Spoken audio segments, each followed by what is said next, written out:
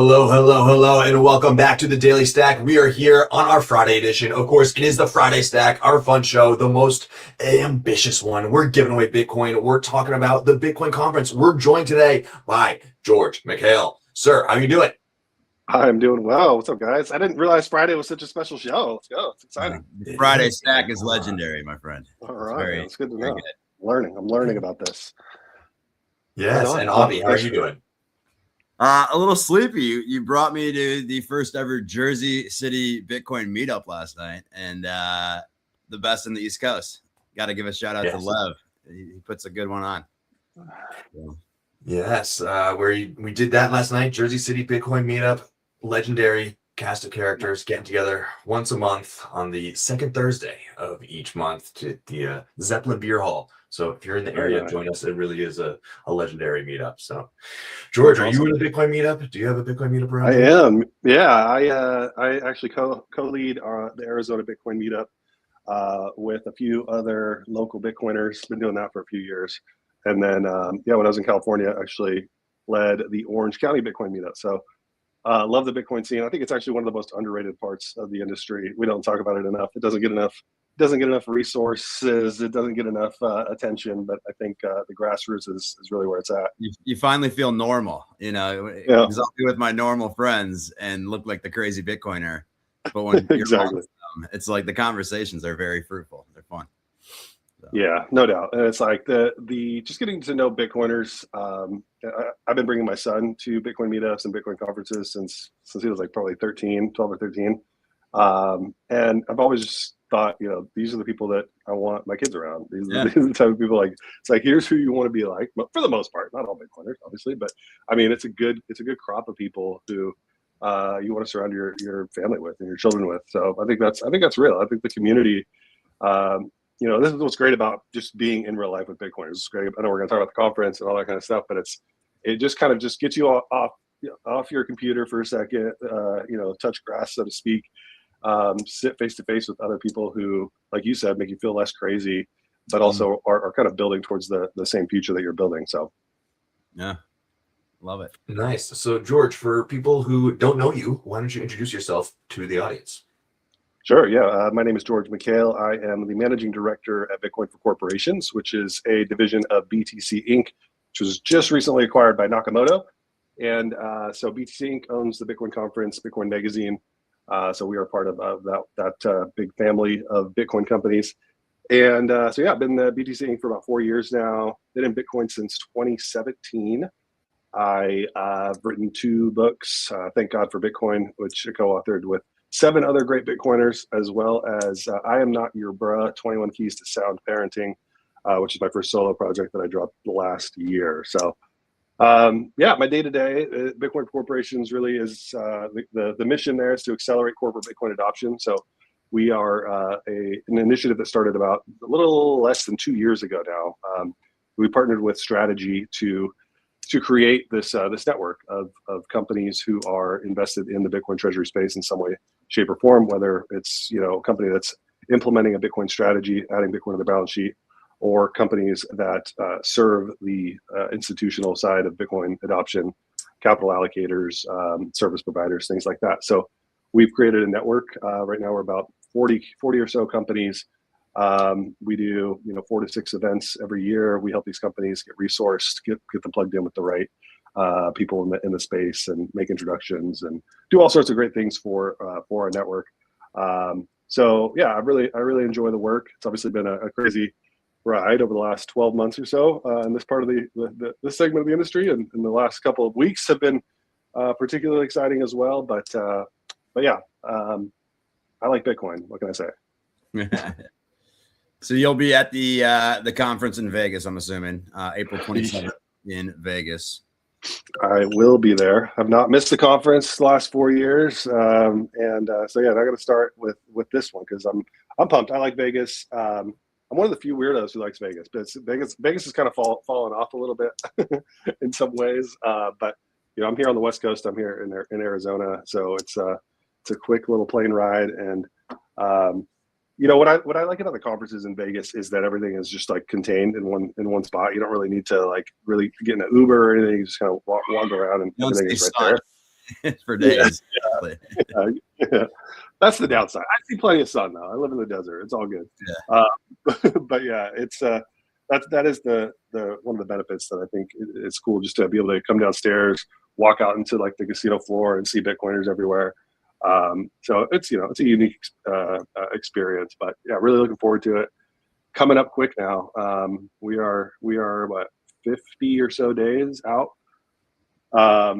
And so the next, I would say 15 days, or it's like the calm before the storm. And then once you get inside 30 days, the FOMO really kicks into high gear. So we're heading into that time right now. Yeah.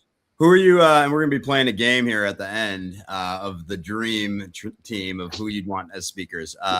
Of the speakers coming up for this year, anyone in particular, or 2 or 3 people that you're excited about? Yeah, obviously, so we're actually, Bitcoin Corporation is hosting a full day symposium on the first day. That'll just be focused on Bitcoin corporate adoption content.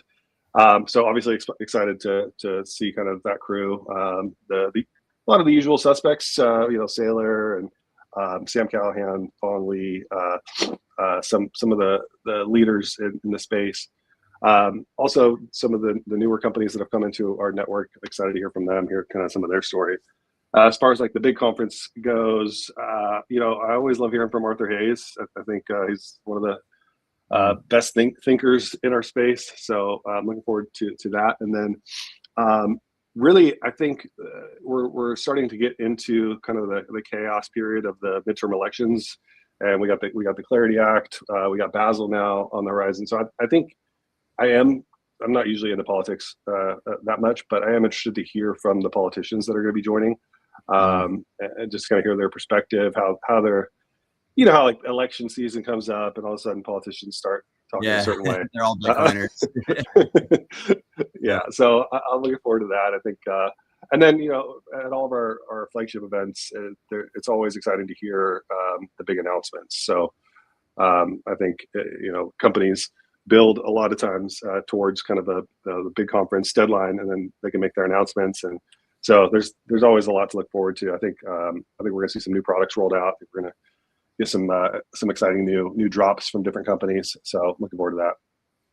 Love it. So you've been going to the conference for years. Do you have a specific memory of the past conferences that's your favorite? Yeah. I think probably kind of like the first core memory I have at a conference was 2021. So it was before I was on the team actually, but I was attending with my son, and got to go backstage while Mallers was on stage talking about the Bitcoin law in El Salvador, and obviously that was a huge moment. So it was like a really cool, like, wow, this is we're really like moving the needle in some ways, but it was like particularly striking because it left an impression on Kingston, my son, and he started kind of just like following Jack Mallers, and he's like, this guy's awesome, and so that was kind of the start of him really getting interested in Bitcoin. So that one stands out for me for sure. But man, there's so many. I mean, I think I could probably name one at each conference. I'm not going to, but I'll leave you with that one as like my favorite.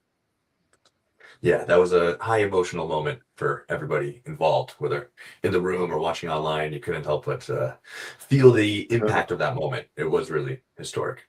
No. Actually, let me give you one more, because that one was kind of like, that one's kind of obvious. Like, of course, you're going to say the El Salvador thing. Okay, I'll give you a more personal one. So 2023 bear market conference. And it was just kind of like, we're trying to figure out how do we think outside the box? How do we get creative to get some excitement, sentiment is down, that kind of thing. And at the time, my role at the company was head of community. I was actually working with Bitcoin meetups, trying to create different resources and initiatives. And one of the things we did was called the Bitcoin Games. And so we created a tournament competition between different Bitcoin meetups. Were you guys a part of this by chance? I don't know. We weren't, but if you okay, did it again, remember, we would be. Okay. It was like an Olympic style, cornhole, chess matches, pizza eating competition, and the winning meetup got to take home a full Bitcoin. And it was just like such a huge success. It was cool to see the participation. The meetups really get into it. At one point they're in the pizza eating contest. It like all of the energy in the expo hall was just around like this one moment, and it was just really cool just to see all the different communities kind of take it seriously, and then watching Tampa Bay Bitcoiners go home with a full Bitcoin, and kind of following their story ever since then and what they've been able to do in their community and by reinvesting it. So yeah, that one's another one that stands out. I want to ask you about like what was going on with MSCI, because I know you were pretty heavily involved with that. For those that are not familiar, if you can just give a quick overview of what happened, and strategy was kind of at the forefront of that, just being the biggest whale in the room. But it affected all of Bitcoin for corporations, or it would have had really catastrophic effects somewhat. So yeah, tell us a little bit about your involvement with that. Yeah, sure. So MSCI, the proposal that they put out late last year, in I think October, was basically first let's take a step back. MSCI is an index provider, so they create different indexes that funds can allocate money to, and they have a significant amount of power. I hadn't even heard of them until this proposal came out, but just kind of learning about how much influence and how much capital they really command based on the index criteria that they create and sort of the decisions that they make.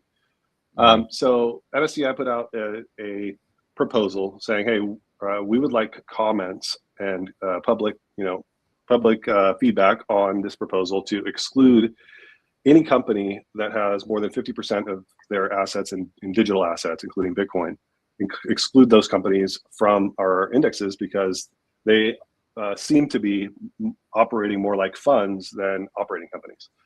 And so they put a kind of 3-month comment period. They said, we're going to review all the comments by the end of the year. And then January 15th, we're going to make a decision, right? So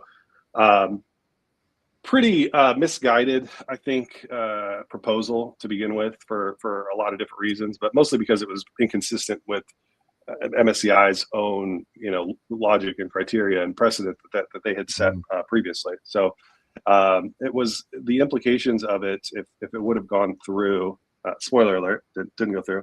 But if it would have gone through, it would have created, anywhere from 10 to I think 15 billion of forced selling out of these funds. So there was 39 companies that were listed by MSCI as marked for exclusion, who would basically fall into this criteria.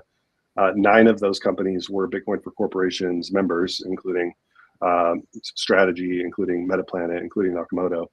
And so I actually first heard about it from Metaplanet. Dylan reached out and was like, hey, this should be on your radar, and started looking into it.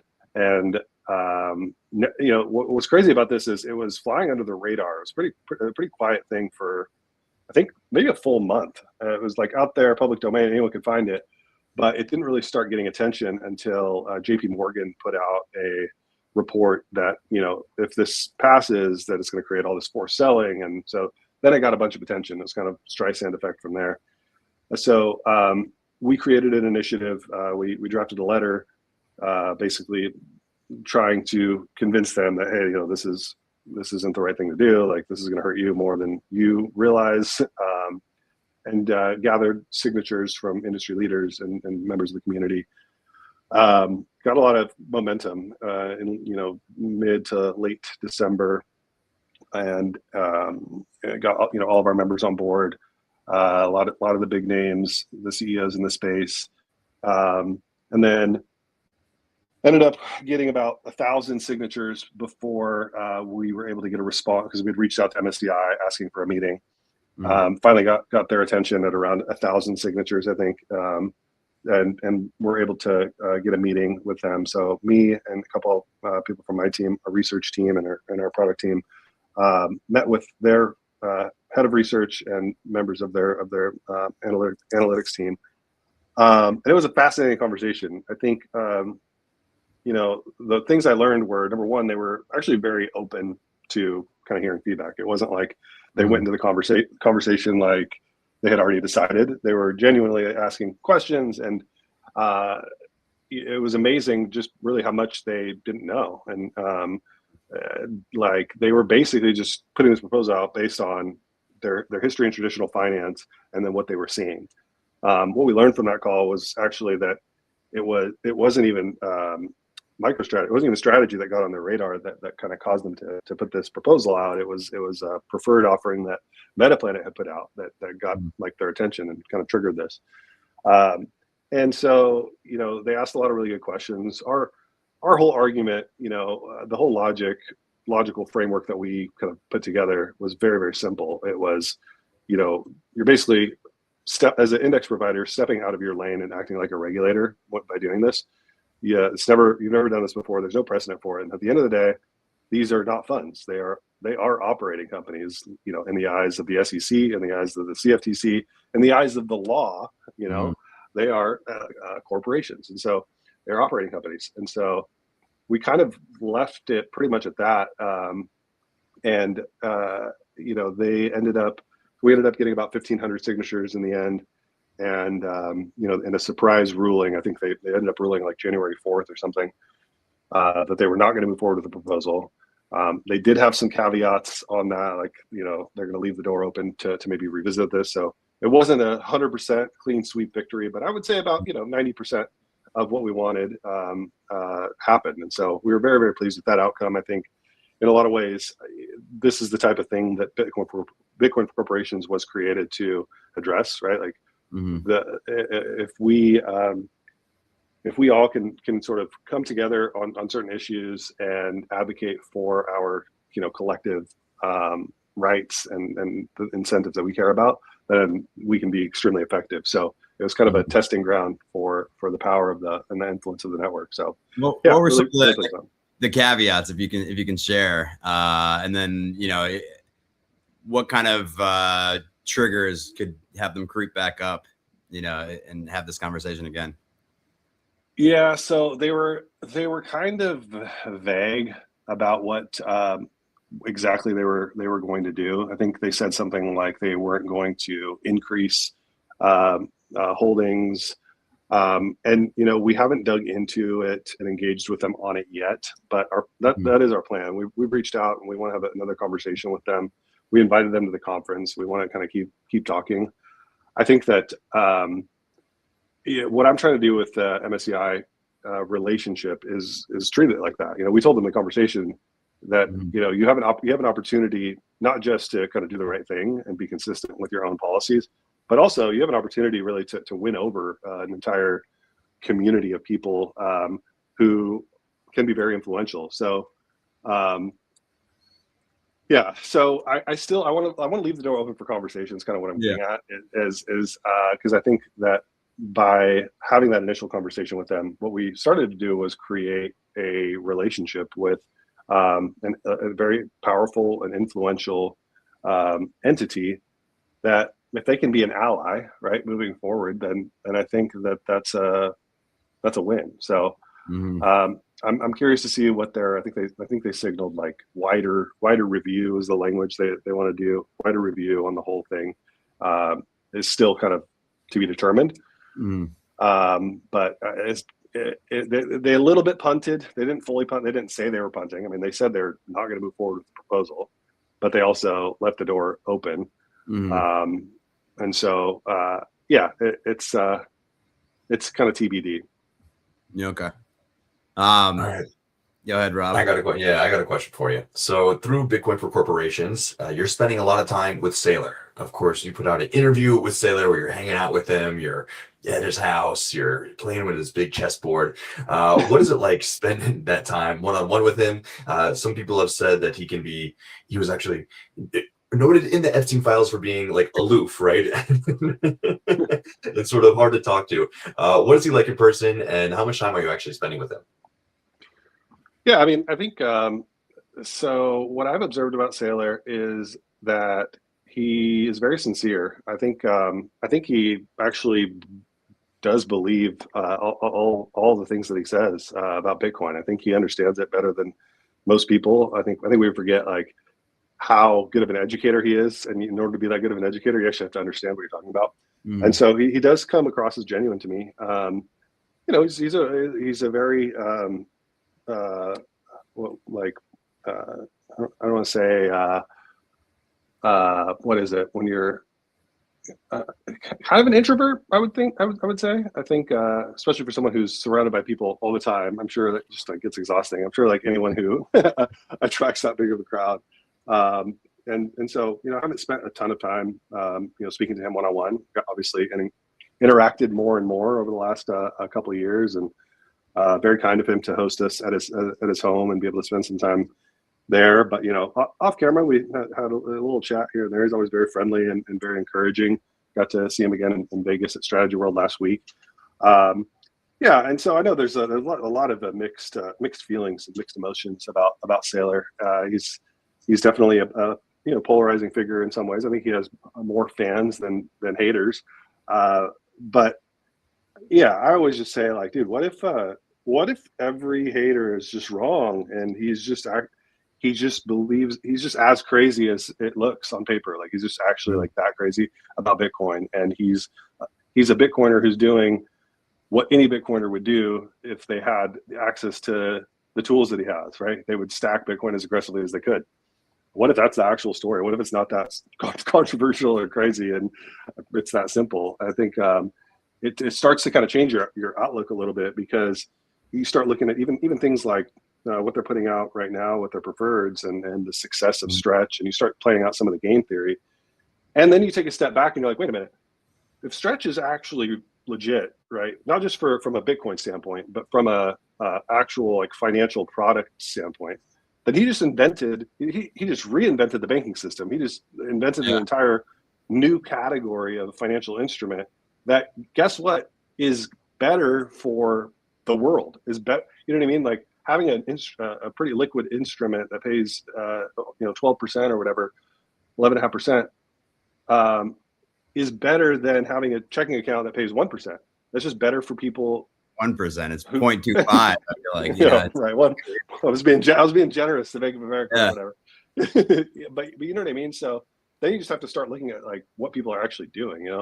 If you don't like somebody, if you don't trust somebody, if you think they have nefarious intentions, like don't listen to their words. Just like look at what they're actually doing, and if what they're doing is consistent with what you would be doing if you were them or if you're in their situation, then what's the problem? So yeah, I don't. And then in our space, it's kind of funny. You can't if you like somebody, if you defend somebody, if you say something nice about somebody, then you're a simp or you're a whatever, and then it's like you can't keep anybody happy in this space. So it's like I just try to like be like, all right, here's what I think, and you're not gonna like it, but yeah. What do you? I mean, you're obviously at front and center of all these Bitcoin corporations, and it's the elephant in the room is they're down 70, 80, 90% in many cases. What do you foresee in the next 5 years? Do you think some of these, the strategy, I believe, will stick around? Some of the bigger ones will stick around. Do you see a lot of M&A starting to happen perhaps? Or do you like what's going to happen to some of the, the 500th Bitcoin company, for example? Yeah. So it is the elephant in the room for sure. The elephant is, uncomfortable sometimes in this small room. It feels like, but it's what's funny about it is it's not scary to like actually talk about as a Bitcoiner, because the stock prices have struggled, and that is not great. Not we want the stock prices to do well, obviously, but the Bitcoin holdings in a lot of cases have gone up. Right. And so it's like we're kind of looking at the wrong scoreboard, I feel like. And I think we've gotten a little bit distracted by things like MNAV and over analyzing kind of the charts and stuff. It's like we're coming at this like as the new people to the scene, right? Mm-hmm. This is another kind of realization talking with MSCI is like the only reason we're even having this conversation is because they don't know what to do with us. They don't know what to do with Bitcoin. They don't know what to do with Bitcoin treasury companies because they've never had to deal with it before. It's a brand new asset class. And so I think the same kind of mindset when it comes to Bitcoin treasury companies. Like this is a brand new type of a thing. The market doesn't know how to price it, and that was very, very evident last year with how overheated things got. I think that's really the story. It isn't that they crashed down from some reasonable number. I mean, in some cases they did, sure, but like they all got overheated. They were trading multiples over their MNAV, and it was they were trading like shit coins in a lot of ways because you had all the speculation, you had all this money, I think, rotating in from meme coins at the time when that cycle was starting to die. I think people were kind of licking their wounds and trying to figure out what the next bet was. And treasury companies were getting hot. And it wasn't just speculation on the sort of like retail investor side. It was also speculation from different companies, right? And this is one of the things that we saw was like a new company every day announcing we're going to add Bitcoin to our balance sheet. And you had to start really discriminating, like, okay, which ones are legit? You had to start creating a rubric, right? Of like, okay, here are the patterns of the people who are just coming here to say they're going to adopt Bitcoin because they think it's going to make their stock pump, and then they're going to be gone in a week. And, you know, because there's no liquidity in their stock. And this is just a kind of last desperation play to get some momentum in their company. But they don't care about Bitcoin. They don't mean what they say. And so I think that's the other thing, is that we had to learn that. We had to have kind of like a flush out period of that. And so price discovery, I think emergent type of company in the space. You know, and then I think there's a lot of language that people are trying to rebrand right now. Like Bitcoin Treasury Company is one, right? Like, well, we're not a Bitcoin Treasury Company, we're whatever. And I think MSCI kind of triggered some of these companies, and I think some of these companies want to actually distance themselves from the ones that are just trying to kind of make a splash. You know, you hear the term pure play. Bitcoin Treasury Company. It's another one that people are trying to be like, that's not really a thing.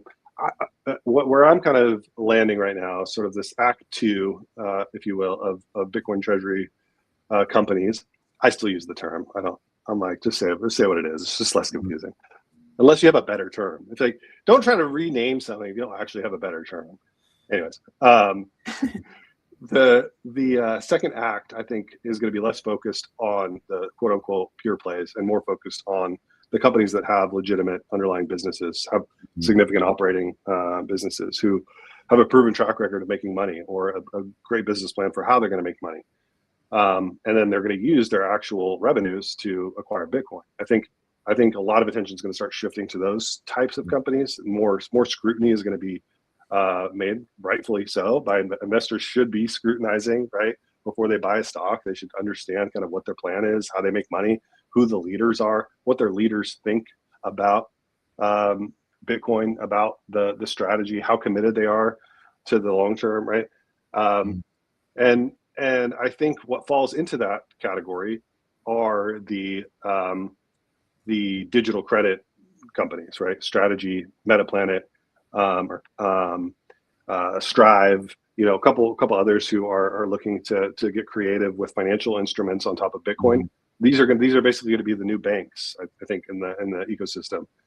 And so people would look at them and say, oh, they're pure play because they don't have an operating business, but their operating business is sort of these financial instruments. And so, so I think that's what we're going to start seeing. There's going to be a greater burden on the leaders of these companies to demonstrate that they have the competency, that they have the team, that they are able to execute, and that they have the conviction, right? I think that's really the biggest thing. It's like, your stock is down 90%.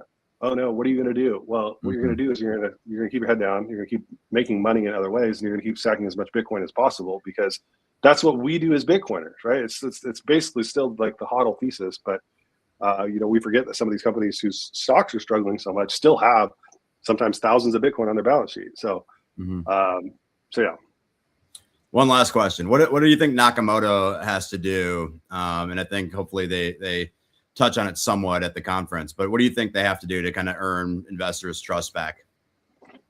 Well, so first of all, I would say we, not they, what we have to do now that I'm a part of the company, what we have to do at Nakamoto, you know, I think we definitely have to keep telling our story. I think a lot of people don't really understand what BTC Inc. is. We haven't used that brand publicly facing that much historically. And so I think a lot of people don't really understand that Nakamoto just acquired, you know, some of the 3 best brands, 4 if you count UTXO, which you should, because it's definitely a huge game changer in the space. And so I think we got to keep telling that story. I think we got to keep stacking Bitcoin, obviously. And I think we just have to continue to be a leader in the space, continue to have conviction, and really like stick to the plan. I don't think the roadmap is really much different than when we started. It really just comes down to execution. And so I think we're in kind of like the prove it phase of all of this. And we have the team, I think, to execute. So I'm actually really excited. I think it's been a grind to get here. The whole kind of process of going public and reverse merger and have like the quiet periods and not being able to talk about certain things, and now being kind of on this other side of it, it feels like we are just kind of getting started in a lot of ways. And I think that even little things like UTXO, for instance, has always been, sister company to us, obviously very, very close in collaboration with them.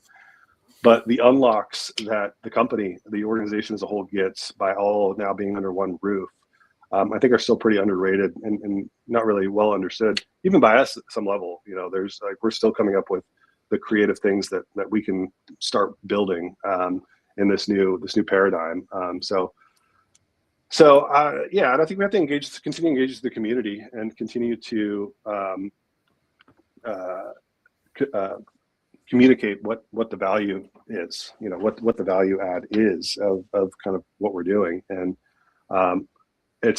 everything is being repriced in Bitcoin terms. And I think all of these Bitcoin treasury companies are like going through that phase. And so I think what's going to happen is once Bitcoin starts climbing back up, you're going to start seeing these Bitcoin treasury companies get more in line with NAV and maybe start trading a little bit above NAV this time, not like multiples above NAV. So yeah, that's what I think we got to do. Love it. Well, it's been quite the journey this last year for sure. And if Bitcoin teaches you one thing, it's how to weather the storm. So if you guys can do that for this year, the years ahead, you definitely have talent on your side, and you guys have been doing it for years. So there's plenty of opportunity for new and brighter future ahead. And what we do here today on the Friday Stack is we give away some Bitcoin. We are building a community, and part of building that community is making sure that you guys are stacking sats on a daily basis. So head over to 21rates.com/stack. Use the code word Bitcoin 2026 in honor of the conference coming up just 50 days away. Get in, enter the competition, and you'll be part of the spin wheel. And later today, we will spin it, and one lucky winner will receive 21,000 sats. That is a nice way to start your weekend. And of course, in building this community, we want you guys to head over to YouTube. Watch this show on YouTube. We're big on X, but we also want to build a community over there. Go to youtube.com/dailystacklive. You'll find us there. You can find edited episodes of these podcasts the next day, so you can catch up on anything that you missed. Nice edited 1-hour shows, easy to listen on your commute, anything you like to do like that. But yeah, hit us up in the comments. Tell us what you're thinking. Join the competition, 21,000 sats. And if you are interested in buying Bitcoin, then we've got the place for you to do that too. Today, this show is sponsored by our friends over at Rhino Bitcoin. Previously, Bitcoin financial services were scattered, clunky, and all across all these different platforms. Well, Rhino is changing that. Rhino is a next-generation Bitcoin banking app designed to handle all of your Bitcoin needs in one place. Here's what you can do with Rhino. Of course, you can buy Bitcoin with some of the lowest fees anywhere, more sats per dollar. Make payments over the Lightning Network instantly and near zero fees. Send cash globally. If you've got friends or family in another part of the world, send cash over Bitcoin rails. And of course, set up automatic savings with a DCA. Set it to your timing as you please. Set percentages that you want to snipe if Bitcoin goes up or down. And Rhino is just getting started. Soon you'll be able to pay bills, do direct deposit, borrow against your Bitcoin, and even save for retirement. And of course, security is a top priority, biometric verification, 24/7 fraud protection, and the confidence of knowing your Bitcoin is never, ever rehypothecated. So go today to rhinobitcoin.com, download the app for iOS or Android, use the code Bitcoin News, one word, Bitcoin News, and you'll get $10 of free Bitcoin in your account just for getting started. Great people over at Rhino. We are grateful for them to be sponsors of this show. And next, we are now going to do our favorite part of the week, which is our Mount Rushmore competition. So we today are going to do a little game where we decide our dream Bitcoin conference lineup. What speakers would we kill to see on stage, whether they be alive or dead, or anyway, it could be anyone at any time. Who would you want to see at a Bitcoin conference on stage, giving the truth, speaking the word of Bitcoin, and spreading the word across the world? So this is a snake draft. George, you get pick 1 of 1. Who would you want to see on stage at your dream Bitcoin conference? Wait, hold on. They could be dead? Dead or alive, right? Yeah. Let's do it. Yeah, somebody. I mean, just, dead is kind of throwing some chaos into this game. I'm going to tell you right now, but I'm down. I mean, number 1 pick. I gotta go. JC. I gotta go. Jesus. Who else? Who else are you gonna get? Yeah. Most recognized name in the world, most written about person in human history. JC, number 1 pick. Nice. That's a good one. I like it. Hard to beat that. Yes. Oh wow. I'm gonna go a little funny one just to kind of spice things up. But Elizabeth Warren would be hilarious because her 2024 reelection campaign was all about building this like anti-crypto army. She's been the most like vocal person who like against the banks, even though that's where she gets half of her money from. So I just think the controversy of having Elizabeth Warren at the conference would be one of the funniest things. Dude, I feel you. I get that pick, but I feel like you could have waited until the 4th round. I think she still would have been on board. I was like, I think that was the way. I don't know. Rob was licking his lips over there, smirking like he had something. But yeah, little maybe a bust. All right. But yeah, I mean, even the CBDC conversation, she's like pro CBDCs. She's like the anti-Bitcoin person that would spice things up quite a bit. I like it. All right, a little technical difficulty getting logged in here to put on the names. Let me just click through a couple things, but I will speak while I do that. My choice, number 1, I'm going to go with Nayib Bukele because, I mean, the fact that, of course, you said your most memorable moment of the whole entire Bitcoin conference history in the last 4 years was Jack Muller's introducing the fact that El Salvador was going to have a Bitcoin legal tender law. And now, but the thing is, he was never there in person, right? And so he's given speeches at CPAC. He's been to America. He really commands a room. Very few people have the same charisma as he does. And he is a proven Bitcoin advocate. So I'm going to have to go 1-1 with Nayib Bukele. So yes, then you guys have any comments on that? No, I think that's a good pick. He would definitely be a good person to hear from too. I mean, I think it would be also just good to get a general update of like how things are going, hear it from the horse's mouth. Yeah, there definitely has been some controversy with the IMF and the deal that they took with them and what that meant for Bitcoin adoption in the country. But I mean, the Bitcoin education initiatives are still going on, and it's still rocking and rolling down there in El Salvador. Okay, looks like we got the names coming up here. That's amazing. So I will go next because it is a snake draft, as we do here in Mount Rushmore. And my next pick is Julian Assange. Julian Assange. He has not made many public appearances since being released from captivity in 2024. He was in prison for over 12 years, 7 in an embassy and 5 in jail itself. And now he's a free man. He's living in Australia. He's with his family. But of course, him and Bitcoin they're inseparable in their history. In 2010, WikiLeaks accepted Bitcoin as payment for donations after MasterCard and Visa banned them from accepting money over their platforms. And that really set things off in terms of the history of Bitcoin, using it, showing that it is permissionless money. Anybody can use it in any situation. And Julian, getting the word from him as what he thinks about the current state of Bitcoin, the world, these crazy wars that are going on, would be very interesting indeed. So those are my top 2 right there. Yeah, solid pick. Go with one that probably was going to come off the board, but Elon Musk. I just think with owning X, retail's kind of been gone, it feels like, right? And in order to get retail back, the person that shows up on your news feed randomly every single time on the top would have a huge effect. And I think the fact, I mean, obviously with everything that's happened with SpaceX, XAI, that'd be an interesting conversation. But I'm also interested with X payments, like to see where that goes. Is that going to be Bitcoin Lightning? Is that going to be, USDC, USDT? So seeing what he does with the payments across X as it becomes kind of his version of WeChat that he always had talked about, of making it like the one platform for everything.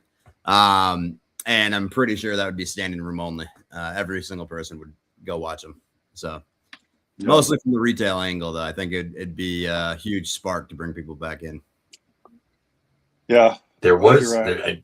George, you might know some things about this, some behind the scenes stuff. I mean, there was lots of rumors that he was going to come to Nashville at the same year that Trump appeared. Is there any truth to those rumors? There's truth that those were rumors, and they were. No, I mean, we've tried to get Elon for a couple different conferences. I think we've engaged with this team, and I think we'll eventually get him.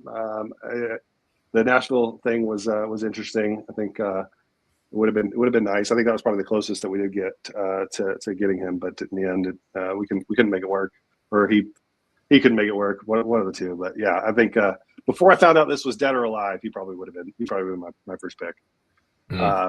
But now I feel bad. You guys are picking all alive people, so I'm just gonna switch it up. I feel like I'm cheating. This is infinite people you could choose from. But okay, cool. So my pick, right? Mm-hmm. I'm gonna go. I think I'm gonna go with Ronaldo. Cristiano Ronaldo is, worldwide, probably, I think the most followed person on social media, most recognized, one of the most recognized humans alive. I think not only that, his fan base is just like rabid. The people who, if you love him, you love him, and he's extremely influential with his fan base. I think him becoming a Bitcoiner would definitely be a needle moving for that. What about Maradona for the after party? Yeah, there you go. He's got. I mean, Ronaldo does do those Binance ads. He is paid by Binance, so he's got a little foray into the industry. Yeah, I think that's a great pick in terms. David Beckham was co-founder. Prenetics stopped doing the Bitcoin, but he was the co-founder, and Prenetics was the treasury company. So little side. Yeah. Hey, they're still a treasury company. They still have Bitcoin. They're not buying more. They're just not adding. Yeah. For now, we'll see how it goes. You're going back. That's right. Back to back. Okay, this is a tough one. Okay, so Elon's off the board. I got two that I want. I think I'm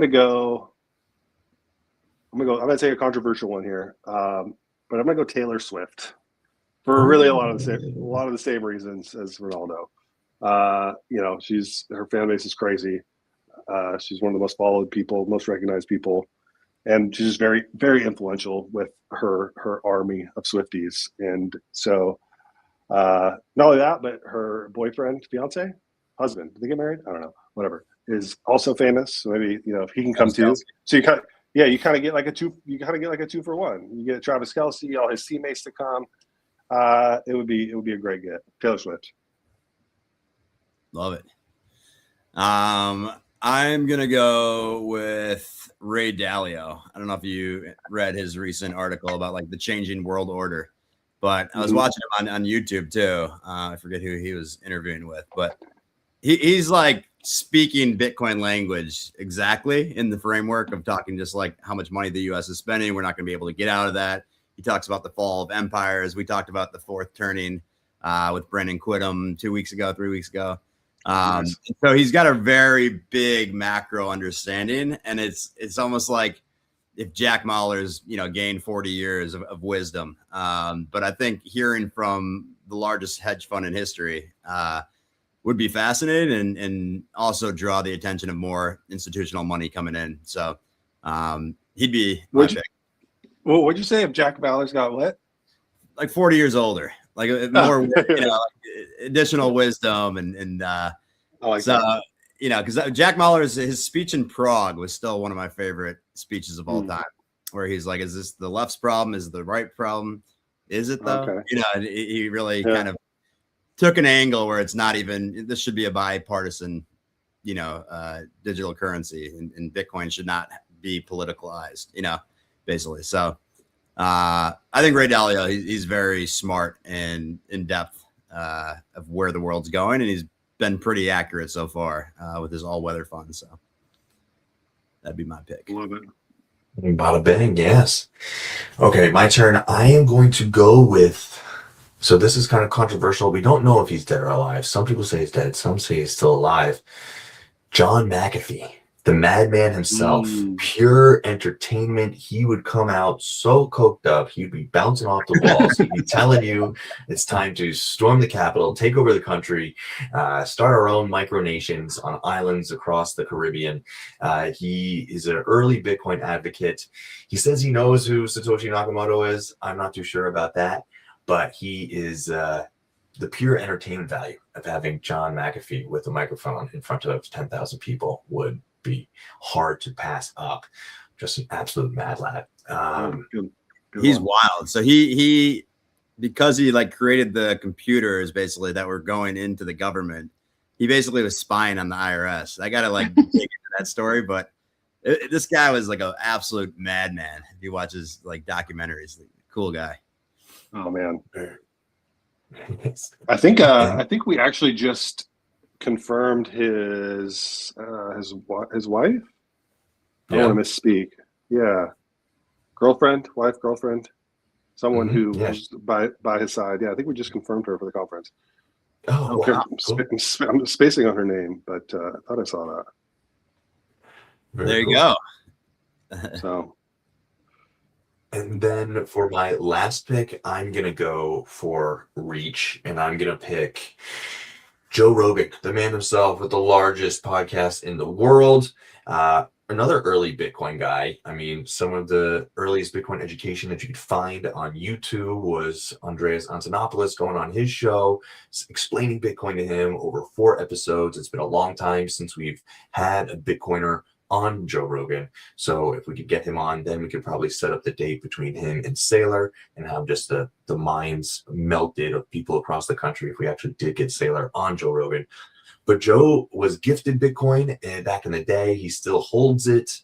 He has said that if there's one digital currency he sees that could succeed and be a world currency, it could be Bitcoin, right? So he definitely believes in it, and it would be hard to get bigger numbers than if Joe Rogan was on stage at our imaginary Bitcoin conference. It's a good pick, man. I had him on my board. Janice, that's her name. Janice McAfee is joining us. She'll be at the conference. I am gonna go with someone who is deceased, unfortunately, but Kobe Bryant. So Kobe, I got to see. I think it was at Shop Talk, 2 to 3 months before he had the helicopter accident, and it was one of the craziest because I have it on film on my Instagram. I was filming him, and he said his biggest fear was fear of heights or fear of flying, and it was so crazy to see in hindsight, of what happened. But beyond being my favorite basketball player of all time, CZ publicly suggested that Justin's son should pass the BTC torch to Kobe. So he was also saying that he loved basketball, but he was so excited for life beyond basketball and getting into venture and talking through the business side of Kobe, taking that Black Mamba mentality and driving everything he does. And he was the first athlete that didn't have the candid PR responses, just saying thanking his teammates. He really was very personalized, I thought. And so he became one of my favorite players, or is my favorite player still to this day. But I think he's very intelligent though, when you hear him talk. So, yeah. Man, that would have been awesome. Imagine having Kobe. Man, that was such a better pick than Elizabeth Warren. I can't. Yeah. I don't know why I kind of inversed my pick. I don't know if I could let you live that down, bro. No, I would love to have Elizabeth Warren. Listen, I think it's a great pick. I think if she's Senator, if you're watching the Daily Stack today, I want you to know that you're welcome at the Bitcoin conference. We hope you come. Sincerely. I can see that. I can see that. Yeah. All right. Let's bring us home here. I got 4 that I really like. If I'm going for hyper Bitcoinization, who do I want to see at the conference? I'm gonna take Mr. Beast. I don't like that pick. I don't love that pick, but it's consistency if you look at my picks. So I'm just going for who's the most influential, who's going to get the most people there, who's going to get the most eyeballs, like, who's going to cast the widest net. I think it's one of the things we don't do very well as Bitcoiners. We don't cast a wide net. We basically just we get into our little bubble and then we just preach to our little bubble. And we stay in our little echo chambers and we don't get out more. and we don't have the culture, frankly. I think we're losing the culture war. I think that people don't know the distinction between Bitcoin and crypto, despite our best efforts. And when people hear Bitcoin, they hear crypto. And when people hear you talking about Bitcoin, they see you as a crypto bro. Make no mistake about it. And the culture does not like crypto bros. And so I think we have work to do on moving the needle culturally. That's why I like shows like this, just trying to have normal people conversations that aren't super nerdy. Sometimes they are, but that's okay to be nerdy sometimes. You're talking about important things. But yeah, I think Mr. Beast would help cast a wide net and reach as many people as possible. Yeah. How do we, how do you think we get celebrities back? Because after FTX, I feel like, they're scared to attach their name and be that next FTX victim. Yeah. So it's probably not going to look the same, right? It's not going to be through endorsement deals and, just throwing crazy money at them. I think it's going to have to be, a handful of thoughtful people with influence that actually understand Bitcoin. I think that's been part of the problem too. It's the celebrities that signed on for FTX. It's kind of I don't want to make any personal judgments. I don't know them personally, but it's kind of we'd never had them, right? We had their endorsement, their paid endorsement for an exchange. That's very different than having a celebrity who understands Bitcoin. I don't know if you're starting to see this too, but more and more the Satoshi Nakamoto brand is becoming culturally significant. So you start seeing people wear these Satoshi Nakamoto shirts everywhere. And we've kind of passed this tipping point that's super interesting, where kind of the lore and the legend of Satoshi has become its own thing that's disconnected from Bitcoin entirely. So people wear that shirt and you're like, oh, Satoshi Nakamoto. And they're like, I don't know anything about Bitcoin. I just like this shirt. I like the brand. I like kind of the mystery behind it.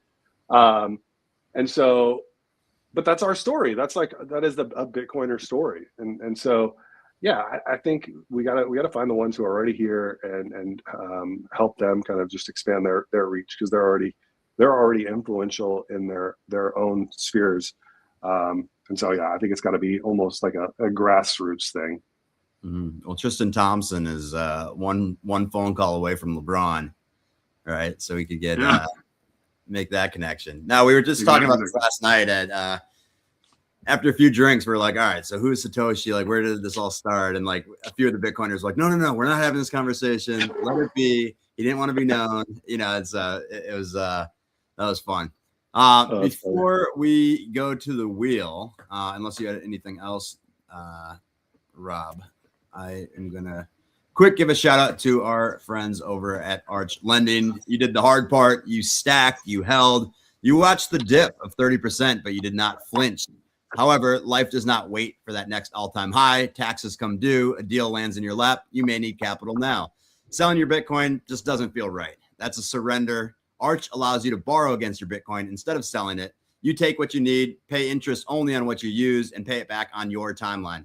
No forced liquidation schedule, no taxable events. And here's the best part. You get to keep your Bitcoin. Arch has a strict no rehypothecation policy. That means the Bitcoin is never lent out, never repackaged, never used as someone else's collateral. It sits in a qualified insured bankruptcy, remote custody, full transparency, your coins, their vault. Go to archlending.com/daily stack and you get 1% off their lowest rate. How about that? Love Arch. Bada bing. Nice. Shout out Arch. So, yeah, shout out Arch, shout out Rhino, and shout out the Bitcoin conference. Give your elevator pitch to the people listening right now why they need to go to Vegas. Yeah, man. I mean, listen, if you love Bitcoin, you definitely need to be there. If you're just starting to learn about Bitcoin, you need to be there. I don't think that anything has moved sort of my understanding and my passion for Bitcoin more than being in the same room as other Bitcoiners. And, the Bitcoin conference, the flagship event, is a bit of a spectacle. I will say that in like the most endearing way. It's over the top in some ways. It's a show in a lot of ways. But there's also, at the human level, a great opportunity to meet people who have been in the space forever, people who are just getting in the space, and be surrounded by people who are building towards, like I said earlier about meetups, building towards the future that you're trying to build towards. So we have all sorts of great like side events and companies that are attending, speakers who are going to be there sharing their insights sometimes for the first time, and coming out as Bitcoiners for the first time publicly. So there's a lot to be excited about. I think that you're going to have FOMO if you don't go. It's going to be basically Twitter. If that's where you hang out, there's going to be a solid week of it's the only thing that people in the Bitcoin space are talking about, because everyone will be there, and it just kind of begins to take over your timeline for those few days. So you'd rather just be there and don't miss out. I think that the 30-day window, like I said, is when FOMO really starts to ramp up. So we have great hotel deals right now. It's a great opportunity to stay at a nice hotel. Bring your family. Like I said, I've been bringing my son since he was 14, expose them to the Bitcoin scene, right? A lot of people ask on the parenting side, it's like, how do I teach my kids about Bitcoin? This is the kind of thing that does a lot of the heavy lifting for you, where you just bring them and you just let them absorb, let them kind of take it all in, let them ask questions and let their curiosity kind of flourish. And so, yeah, for adults, it's kind of like Disneyland. But for kids, it's a special environment and a great way to expose them to Bitcoin. So I will be there. I'm sure you guys will both be there, I hope. We will be. Yeah. And I'm trying to pull up our code. So if you go to 21rates.com, we are a media partner of the conference. And so you get like 20% off if you go through us. So let's take a look. 10% off. I apologize. 10% off. 10%. So, yeah, we will be there. We're excited to check it out. I've been before. It's honestly the best conference. I love the move to Vegas too. That's always fun, like you said. And it's after parties, like when you're meeting people in the hallway. Those conversations are just the best, especially in this world we live in, where half of your friends are Twitter friends, and then you get to meet them in real life. There's nothing better. Exactly. We will be there. Oh, I'm pumped. All right, well, it'll be fun to hang. We can grab a few drinks, maybe play some blackjack or something. Yeah, we'll hit you up. We're going to be hosting an event in New York that I'll send you after. Okay, sweet. Well, yeah. So if you're in the area, I know you pop in and out. But, amazing. Yeah, I'd love to come. At PubKey, where I saw you last time. So I know. Yeah, that was a great experience. I still need to get out to the one in DC too. I hear that's a cool spot. Yeah. Well, Rob, you want to bring us home here? Yeah, absolutely. Thank you so much, everybody, for tuning in. This has been another edition of the Friday Stack. Go over to 21race.com/stack.